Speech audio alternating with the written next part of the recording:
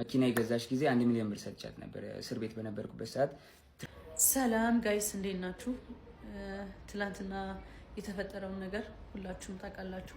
ከጆን ዳንኤል ጋር አንድ ወር ሙሉ ሰርቼ ማርያምን የተረፈችኝ ይችላል ከቤት ኪራይ። ማንኛውም ሰው ትዳር ለመመስረት ሲወስን ስልጠና ግዴታ ሊሆን እንደሆነ ተነግሯል። ድሃ ወንድ ወይም ደግሞ ከድሃ ቤተሰቦች የመጣ ወንድ የተገኘ ወንድ። ሰላም ጤና ይስጥልኝ የተወደዳችሁ የዩቲዩብ ቻናል ቤተሰቦች እንደምናላችሁ ሰላምና ጤና በያላችሁበት ይድረስ። እነሆ ለዛሬም ሰብሰብ አድርጌ እናንተን ያዝናናሉ፣ ያፍታታሉ፣ ሐሳብ አስተያየት ያሰጣሉ ያልኳቸውን ቪዲዮዎች ሰብሰብ አድርጌ መጥቻለሁ። እናንተም ሐሳብ አስተያየቶቻችሁን በኮሜንት ፍቅራችሁን በላይክ እና በሰብስክራይብ እንድትገልጹ ስል በአክብሮት ጠይቃለሁ። ወደ ቪዲዮ። መኪና የገዛሽ ጊዜ 1 ሚሊዮን ብር ሰጥቻት ነበር እስር ቤት በነበርኩበት ሰዓት።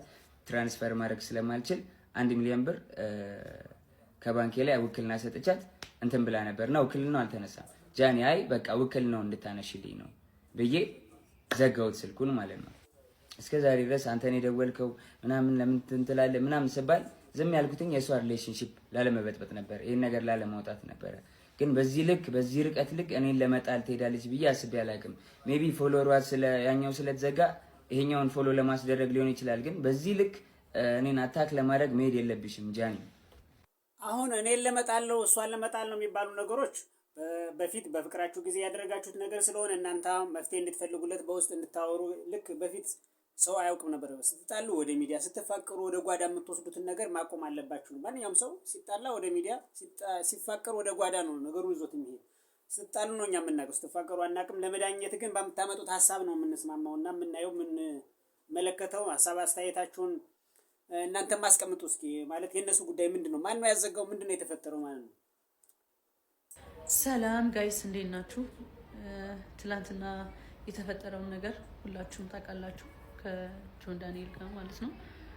እና ዛሬ ያው በስምምነት ፈተነዋል። ስለኔ የተጨነቃችሁልኝ በሙሉ በጣም ነው የማመሰግነው። ቴንክ ዩ ሶ ማች። ከጎኔ ለሆናችሁ በጣም አመሰግናለሁ። እግዚአብሔር ያክብርልን። ሌላውን ስለኔ የማሳውቃችሁ ይሆናል ከትንሽ ጊዜ በኋላ። መፍታታችሁ አሪፍ ነው፣ ግን ስትፈቱት አልሰማንም። ሙሉ ትንሽ ጊዜ ይወስድብኛል። ማንኛውም ሰው በማህበራዊ ሚዲያ በመጣችሁበት አስበናል፣ ሀሳብ ሰጠናል፣ እሱ ነው ጥፋተኛ ብለናል፣ አንቺ ነሽ ጥፋተኛ ብለናል። ግን ስትግባቡ ስትስማሙ አላየንም፣ አልሰማንም። እሱንም ማየት ነበረብን፣ ማውጣት ነበረባችሁ። አካውንቱ ሊመለስ ነው፣ እሱን ያዘጋ ሆኖ ነው። በመንገድ ነው የተስማማችሁት ነው፣ በመንገድ ተስማማችሁ ነው። እኛ የተስማማችሁበት ነገር ማወቅ እንፈልጋለን። መስማማቱ ጥሩ ነው፣ ግን ማን ነው ጥፋተኛ የሆነው? ማን ነው በደለኛ የሆነው ማለት ነው?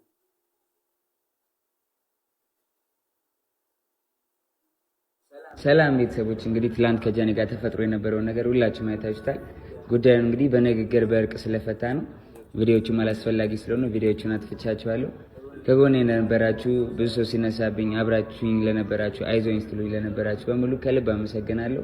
ሁልጊዜም እንደምለው ጆን ዳንኤል አይቆምም፣ ጆን ዳንኤል ይቀጥላል። እወዳችኋለሁ ቤተሰቦቼ፣ እንቀጥላለን። ጥፋተኛው ማን ነው? ጥፋተኛው ማን ነው? ማን ነበር ያዘጋው? አንተ ነበር ያዘጋው? ዝም ብሎ ነበር የተዘጋው? ምክንያቱ ምንድነው ነው? እሱንም አሳውቁን፣ ለኛ ማወቅ እንፈልጋለን። እኛ አሁን አንተን እኔ እንደ ግለሰብ አንተ ነው ያዘጋው በነበሩት ይበድለኝ ነበር ይደበድበኝ ነበር ስትል ስለነበረ ያው አንተ እንዳዘጋው ስታወራ ስለነበር አንተም ደግሞ እኔ ያላዘጋውም ስትል ስለነበር ማን ነው ያዘጋው ነው? አሁንስ ሊከፈት ነው? በመንገድ ነው የታረቃችሁት? ምንድነው ምክንያታችሁ? በመንገድ እንደተጣሉ ማለት እርቁን ቢያሳዩን ጥሩ ነበረ። ነው እርቁ ስላልደረሰኝ ነው እንጂ መታረቅ ያለ ነው፣ መታረቅ አለባችሁ። ማን ነው ጥፋተኛ የነበረው ነው? ግን አዘግተሃል ወይ ነው? በዚህ ሰዓት የተሰማ መረጃ አለ። ማንኛውም ሰው ትዳር ለመመስረት ሲወስን ስልጠና ግዴታ ሊሆን እንደሆነ ተነግሯል። ማንም ሰው የቅድመ ጋብቻ ስልጠና ሰርቲፊኬት ሳይዝ ወደ ጋብቻ እንዳይገባ የሚያደርግ አሰራር ሊጀመር ሲሆን አሰራሩም ከሃይማኖት ተቋማትና ከሀገር ሽማግሌዎች ጋር በመመካከር ስራ ላይ የሚውል ነው ተብሏል።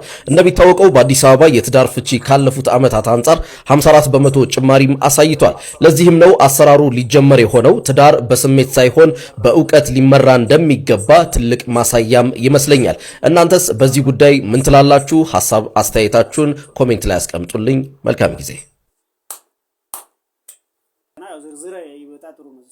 ምን ያካትታል ስልጠናው? አንድ ወር ሙሉ ሰርቼ ከአንድ ወር በኋላ ደሞዜ 200 ብር ብቻ ከቤት ክራይ ተረፈኝ ትላለች። እስኪ እናያት። አንድ ወር ሙሉ ሰርቼ ማርያምን የተረፈችኝ ይችላል ከቤት ኪራይ ዛሬ ቤት ኪራይ ከፍዬ ተረፈች ሙሉ አንድ ወር ይሄው እጅን ይዩት ማማና ዝግብት ምሰራው ማርያምን ይሄ እጅ ያያችሁት ቅርጽ አውጥቷል እንዳለ እንትን ብሏን ተልጧን ይሄ ማለት ነው እዚህ ጋርና እዚህ ጋር እጅ ተልጧን በጣም ነው የሚያቃጥለኝ ምክንያቱም ልብስ ሳጥም ጽዳት ሲሰራ ማንኛውም ሳሰራ አዝያት ነውና ይሄ እጅ እንዳለ በጣም እንትን ብሏን ያቃጥለኛል ምናምን ሁሌ ያዝያት እንትን መልበት ለይቷል እና እንደዛ ሰርቼ እቺናት የተረፈችኝ በማርያም አባካችሁ ቤተሰብ አባካችሁ አይዞሽ ባይየልኝ የሚደግፈኝ የለ በከንቱ ለፋሽ የሚለኝ የለ አባካችሁ ፎሎ አድርጉኝ በማርያም ጉልበቴ በከንቱ አለቀ ቤተሰብ አዶናይ ላገኘው እባካችሁ ሼር አድርጉልኝ እባካችሁ በፈጣሪ ስም እባካችሁ ፎሎ ያላደረጋችሁኝ ፎሎ አድርጉኝ ይቺ አሁን አንድ ወር ሙሉ ለፍቼ ከቤት ኪራይ ስትተርፈኝ አሁን ይቺ ምን ትገዛለች 200 ብር ናት የተረፈች ማርያምን ስለፈጠራችሁ ስለመዳን አንድ ወር ሙሉ ሰርቼ ለቤት ኪራይ ከፍዬ 200 ብር ብቻ ነው የተረፈኝ ነው ያለችው ዘመድ የለኝም አጋዥ የለኝም ረዳት የለኝም ነው የምትለው አዶናይን አገናኙ ብላለች እስቲ ምቹሉ ሰዎች ደግሞ አገናኙት አንተም አዶናይም ደግሞ እንግዲህ ቪዲዮ ከደረሰህ እንድትመልስላት ተስፋ እናደርጋለን ግን ምን ሰዎች አግዟት 200 ብር ወር አይወስድም በነገራችን ላይ 200 ብር ብቻ ተርፏት አሁን ለምግብ ነው የሚሆነው ለምንድን ነው የሚሆነው ለቤት ኪራይ ብቻ ነው እንግዲህ የተረፋት ቤት ኪራይ ከፍላ 200 ብር ብቻ ነው የተረፋት እኔ ቤት ኪራዩ ስንት እንደሆነ አልተገለጸም ድሃ ወንድ ወይም ደግሞ ከድሃ ቤተሰቦች የመጣ ወንድ የተገኘ ወንድ መጀንጀንም መጀናጀንም አይችልም ቅድመ ሁኔታዎች አሉት ምንድነው ቅድመ ሁኔታዎቹ ማለት ነው በድህነት ያሳደገችው እናቱን ወይም ደግሞ በድህነት ያሳደጉት እናትና አባቱን ምንም ሳይደግፍ ትክክል ነሽ አሁን መጥበስ የለበትም በቃ አርፎ ኑሮውን ነው መኖር ያለበት ራሱን የሚወት የቤተሰቦቹን የሚወት መቀየር ነው መቻል ያለበት ነገር ግን ይሄ ለሀብታም ወንዶች ነው ሀብታም ወንዶች ወይም ደግሞ ገንዘብ ያላችሁ ፕሮቫይድ ማድረግ የምትችሉ መካከለኛ ገቢ ላይ ያላችሁ ወንዶች ደሃ ሴት እንዳጠብሱ እዛው ለቤተሰቦቿን ትርዳ መጀመሪያ ራሷን ትለውጥ ደሃ ሴት አግብተ ለብሰ ለምን ትሰቃያለህ የማያልቅ ቤተሰብ ለምን ስትረዳ ትኖራለህ በቃ አስፈላጊ አይደለም ራሷን ትርዳ ቤተሰቦቿን ትርዳ አንተም ካንተ ጋር ፊት የምታረገው ኢኮኖሚካሊ ፊት የምታረገውን ሰው ፈልገህ ሄደህ ስብዕናዋን ምናምን አይተህ ጥበሳት አግባት ሀብታም ወንድ ደሃ ሴት እንዳጠብሱ ምንም አይሰራላችሁ ብዙ ጊዜ አብዛኛው ደሃ ሴቶች ሀብታም ወንድ በመጥበስ ነው ራሳቸውን ቤተሰቦቻቸውን የሚቀይሩት ሊቀይሩ የሚያስቡት በዛ በማን እንደሚብስ ግልጽ ነው ያው ቤተሰቦቿን ትርዳ ራሷን ትርዳ ራሷ ትለወጥ መልስ ተመልሷል ሁለቱም እንግዲህ የተመላለሱ ነው ሁሉም የየራሱን መኖር ይችላል ሁሉም የየራሱን እንግዲህ በጋራ ሆኖ መስራት ነው ስራ ብዙ ጊዜ ሀብታም የሚመጣው ተሰርቶ ነው እንጂ ተፈቅሮ አይደለም በስራ ላይ ደግሞ ያለ ነገር በስራ በሂደት የሚቀየር ነው ድህነት በስራ የሚራገፍ ነው ማለት ነው አስተሳሰብ ግን ያው በስራ አይደለም እንግዲህ በስራ ሊለቀል የማይችለው አስተሳሰብ ብቻ ነው ድህነት በስራ የሚቀረፍ ነገር ነው ማለት ነው ግን አስተሳሰቡ ሰው ማስተካከል አለበት ድሃ ህይወት ትዳር የለውም ማለት አይቻልም ሰርቶ መለወጥ መቻል አለበት ነው ድህነት ደግሞ ሪላቲቭ ነው አንዱ የለውም አንዱ አለው ማለት ነው የማቴሪያል ነው ያን ደግሞ ሰርቶ ማግኘት ይቻላል ማለት ነው እንግዲህ በማን ይብሳል ብሏል በማን ይብሳል ግን በነገራችን ላይ በማን ይብሳል በማን ነው የሚብሰው መልሱን ለእናንተ ባለትዳር ነኝ ካገባው 1 አመቴ ነው በጣም የምወዳት ስር ሚዜም የሆነችልኝ ጓደኛ አለችኝ ጓደኛዬ ነች አብረን ረጅም ጊዜ ጓደኛሞች ነን በዚህ ላይ ደግሞ ሚዜም ነበረች ብዙ ጊዜ ከኔ ጋር አንለያይም አብዛኛው ሰው እንደውም እህትሽ ነች እንዴ ሁሉ ይሉኛል እኔም አውላለሁኝ ያው በስጋ ባንዋለድም ግን ከእህት በላይ ናት እላለሁኝ በጣም ብዙ ጊዜ ቀንም ስትልም አንዳንድ ቀን እኔ ጋር ታድራለች በጣም ነው የምንዋደደው ከመዋደዳችን የተነሳ እኛ ሰፈር ቤት ፈልጌላት እኛ ሰፈር እንድትገባ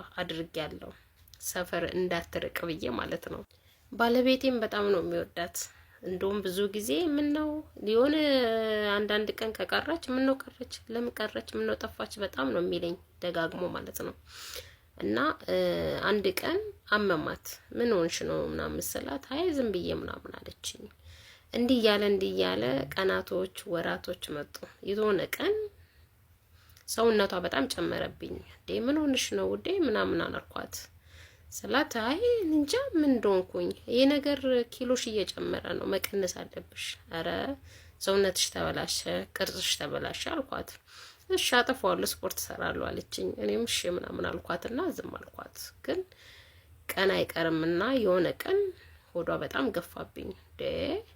ጓደኛዬ ምንድነው ሆድሽ አረገሽ እንዴ አልኳት። እንደ ቀልድ ነበር። እሷም ድንገት ነው ካፏ መልጧት አዎ አለችኝ። እንዴ ከምርሽ ነው እንዴ ምናምን አልኳት ስላት አዎ አለችኝና ድንገት ደግሞ ወደ ራሷ ተመለሰችና አይ ስልሽ ምናምን አለች። ንገረኛ አትዋሽኝ ምናምን አልኳት ስላት በቃ በጣም ስላስጨነኳት አዎ አለችኝ። እንዴ ጓደኛ መቻሽ እኔም ማላቀው ጓደኛ ኬት ማለት ባለትዳር አይደለችም ቦይፍሬንድም የፍቅረኛም የላትም እና ኬት መጣ ምናምን ብዬ ግራ ገባኝና ኬት መጥቶ ነው ማለት አልገባኝም ለምን አትነግሪኝም አልኳት ስላት ሃይ ነግርሻለሁ ብዬ እኮ ያው የሆነ ጀምሬ ነበር ግን ያው ነግርሻለሁ ብዬ ነገ ዛሬ እያልኩኝ ሳልነግርሽ ይቅርታ ምናምን አለችኝ። እኔም እሺ በቃ አላስጨንቃትም ብዬ በቃ ነገሮችን አቆምኩኝና ግን አስታወቀኝ። እሺ ፕሮግራም ላድርግ የሆነ ነገር ላድርግ ምሳ ላዘጋጅ ወይስ እራት አንድ ቀን ላዘጋጅና ተጠሪዋልሽ ታስታውቂኛለሽ አልኳት ስላት እሺ ነገ ዛሬ ለስራ ፊልድ ወጥቶ ነው ምናምን ያለችኝ ተሸፋፍናለች ማለት ነው። እሺ ምናምን አልኳትና እኔም ጫና ላደርግልባት አልፈለኩም። እርግዝናው ለካ በጣም የቆየ ነው ስለማያስታውቅባት እንጂ በጣም ገፍቶ ነበረ እና ከተወሰነ ወራት እኔ ካወኩኝ ከተወሰነ ወራት በኋላ 3 ወር 4 ወር በኋላ ወለደች እና ስትወልድም እኔ እንግዲህ እንደ ቤተሰቦቿም ሩቅ ስለነበሩ እንደ እህት ሆኜ አረስኳት እና ቤቴ እሷ ጋር እዚህ እያልኩኝ እየተመላለስኩኝ ቆንጆ አድርጌ አረስኳት። አንድ ቀን ቤት ቁጭ ብዬ ድንገት የባለቤቴ ስልክ ላይ ቴክስት ገባ። ከዛን ሻወር እየወሰደ ነበርና ስልኩን አንስቼ ቼክ ሳደርግ ማሬ እኔም ልጅህም ናፈቅን እኮ ምን ነው ቀረ የሚል ቴክስት ነበር። ማመን የከበደኝ ስልክ ቁጥሩን ሳይ የሷ ነው። ስሙ ግን በሌላ ስም ነበር የተያዘው እና ምንም አላልኩኝም። ጸጥ ብዬ ዝም አልኩኝ፣ ቁጭ አርኩኝ እና ሲወጣ እንደወጣ ስልኩን ቼክ አደረገ። ቴክስቱን አየ። እኔ መጣው አንዴ ቆይ ውዴ የሆነ ቦታ መሄድ አለብኝ ብዬው ወጣው። ቀድሜው የሆነ ቦታ ተደብቄ ሳይ እሱም ኳላዬ ተከትሎ ወጣና እሷ ጋር ገባ። እጅ ከፍንጅ ያስኳቸው። ጓደኛዬ የምወዳት የቅርቤ ብዙ ነገር ሳማክራትና ስንመካከር የነበረችው ጓደኛዬ አብሮ አደጌ የባሌ ቅምጥ ነበረች። ከሱ ነው የወለደችው። ምን ላድርግ?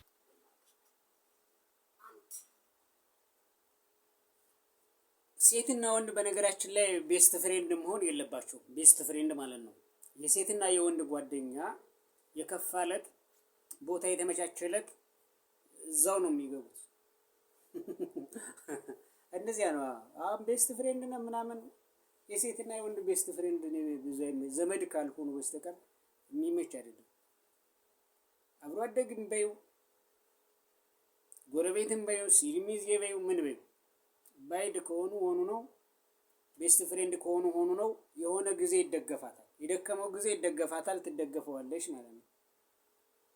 የሸንኮራ ጓደኝነት ሲርበው ለመምጠጥ ይሆናል ማለት ነው። ሸንኮራን መደገፍ ትችላለህ፣ ጓደኛ ማድረግ ትችላለህ። ሲርብህ ወይ ሲጠማህ ግን ትመጣዋለህ ማለት ነው። እና እንደዚህ አይነት ሴትና የወንድ ጓደኝነት ፍሬንድ የሸንኮራ ጓደኝነት መያዝ ነው። ሲርብህ ለመምጠጥ ማለት ነው። ይሄው ነው። የአሜሪካ ዘጊ የሃይስኩል ፈዋ ፓርት 2 ራይስ ታኮስ ቺክን ሳላድ። አሁን ይሄ ፈዋ ነው። ምግብ ነው። ይሄ ምግብ ነው። እኛ በአመት አናገኘውም እንኳን ላንተ ቁርስ በየቀኑ ለአስረኛ ክፍል ሆነ ለዛውም የተማሪ ምግብ ተሰጥቶ ማለት ነው። ፈዋ ነው። ተው ጎበዝ ተው እንጂ እንኑርበት።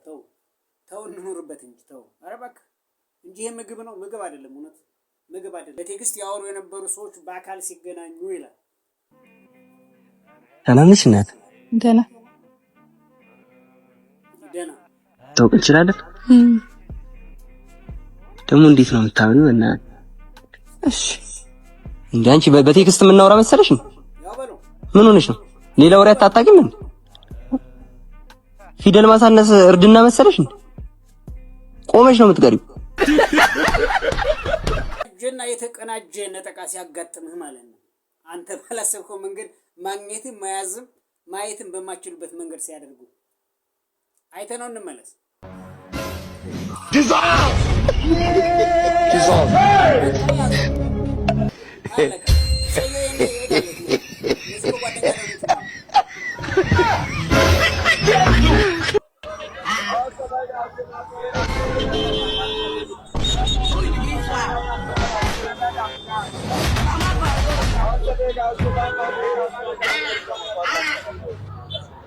የሆነው አማራጭ ማሳጣት ማለት ነው።